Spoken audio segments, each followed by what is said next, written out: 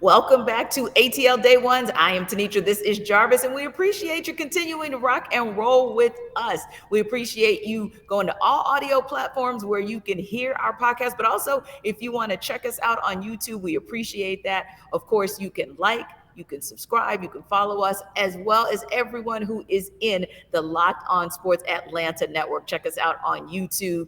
And also, we want you to continue to check us out on a daily basis because today we're talking about the Hawks and what happened on Sunday, but we want to talk tomorrow about how they bounce back. But first things first, Hawks last night coming off of a mere 38 hours from the end of their play-in round game to the tip-off of their first game of the opening round, and it showed almost wire to wire, other than them being just 6 points within the Heat.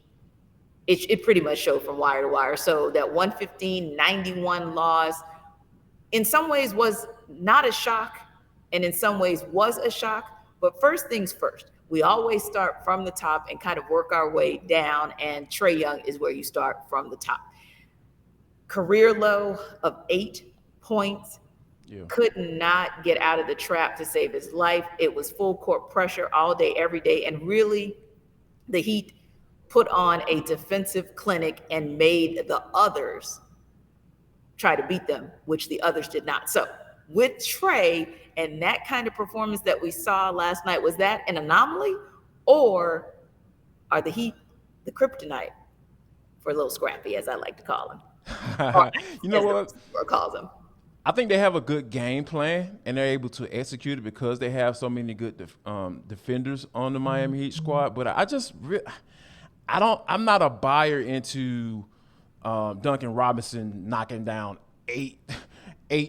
19, 11 threes, in an NBA playoff game. I just don't think that's something that you can kind of like look at and say, okay, they can consistently do that. Right. Because I think that was one of the main reasons why that the score got so lopsided so quickly. Yes. And the fact that, and compound that with, the others not really stepping in and doing what they're supposed to do, and Trae struggling because and I wasn't too surprised that it ended up like that in the first place because, let's keep it a buck. That's what we do here. Trae has struggled in the last 2 games.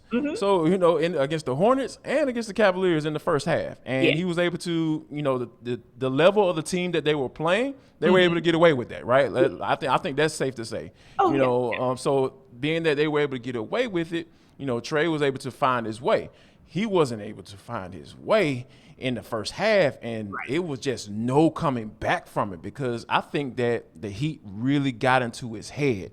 And I think that the good thing that I'm expecting, to answer your question is I think Trae and Nate are going to sit down and say, okay, here's how we attack this. Here's what we're going to do. And I think that with those adjustments being made, that's why I say the Hawks are such a dangerous team when you get them into a 7-game series because they can make adjustments. They can do what they need to do in order to combat that first game plan because as you have to switch it up. You can't just say, hey, okay, this is the game plan we're going to go with each and every game, and we're going to win this series. No, it doesn't work like that. And I think that the Hawks are going to make the necessary adjustments. However, I think it's going to be hard because in those adjustments, that means a certain guy who I'm about to say, John Collins, what is he going to be able to give you? And that's the question that I have that I believe is going to determine whether or not the Hawks are going to be able to at least be formidable in this series. Yeah, I do believe that this series can turn on a dime based on the bigs. So I won't even go with just John Collins. I'll say the bigs, period. And I'm even going to go a step further and say your bigs and kind of your mid-big and your swings, because I believe it starts from the 3 and goes on into the 5. So that means Onyeka Okongwu, 7 rebounds, not going to be enough when Clint Capela gives you double-digit rebounds, and you're not expected to get him back until maybe if you go deep in this series, if you get him back at all. So Onyeka is who we have, unless there's a kind of a crazy, quirky switch where you kind of move JC to the 5 and Gallo to the 4 or something, of that nature. you can do that, but I don't know if that's necessarily the best option. So if double O Right. is the best option, then we've got to get more double digit productivity from him on the boards. And with JC, I think that the good of it is they'll try to figure out. We really didn't bring you back for the points because if you look back Yeah. on what he did in the games he played against the Heat this past season, it wasn't the points, it was the double digit rebounds that helped them Yep. to make the difference and just kind of keep them honest, not just inside, but also with the mid range game. And I know I say it all the time, but I'm going to say it again. DeAndre Hunter has got to do something more than what we saw yesterday because that defense on the wing has to step up. Because listen, you're absolutely right. Gordon Hayward is not Duncan Robinson, rather Gordon Hayward. I'm thinking in a different direction. They're going two series back, so forgive me for that. But Exactly. Yeah. ultimately speaking, Duncan Robinson is not going to hit 8 threes again. But guess who can? Tyler Hero.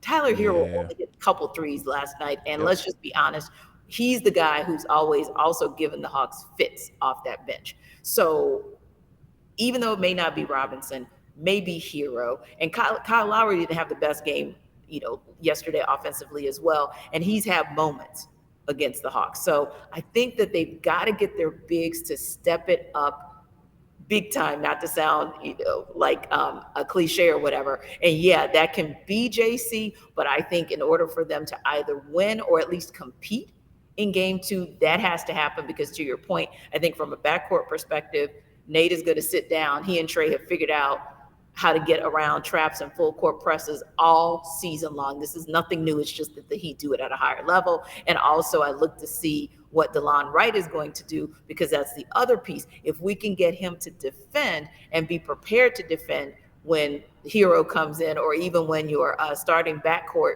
gets going with the Heat, I think that's going to be critical for them as well, just to bounce back and have some success. And I would say, too, one of the things that we need to look at is the reality of we're not getting Capela back. Yeah. In all Yeah. likelihood, That's it. Yeah. if we get him back, it'll be game 6, or maybe if they could take it to 7-7. What are the Hawks' chances? What does this series look like, or what does even getting beyond this series look like without Capela? I don't. To be honest with you, to be quite frank, I don't see them getting beyond this series without Clint Capela because we've talked about this for the past month or so, T, as far as just from the way the Hawks have been playing and how they've gotten used to playing and Capela was a big part of that when you're talking about offensively and defensively because we know what he was doing as far as from a rebounding standpoint. He's one of the best offensive rebounders in the NBA. Yes. So when you lose those second chance points with him being out of the game, it's just hard to beat teams like the Miami Heat because they play defense so well. And if you are off on a night, which is going to happen, and we saw that happen on Sunday, it was on full display. You need those second chance points. You need those guys who are going to crash those offensive boards. And Clint Capela is a guy who could do that. And because, to be honest with you, outside of Bam Adebayo, there's really nobody really to speak of when it Right, comes and to the we can talk Miami Heat. about it more tomorrow because we don't want to tell you everything Yes. about what we think Yes. to the game are Exactly. going to be. We'll talk about that. We'll also talk about some intangibles of what the Hawks can do when we preview game 2 tomorrow. But today, we want you guys to come back on the other side because we're going to talk for the culture. We're going to talk about an annual event that's coming up here in Atlanta and also talk to you guys, maybe if we get the time permits, about NILs, QR codes, and the like. It's ATL Day Ones right here, Jarvis and T. Join us on the other side.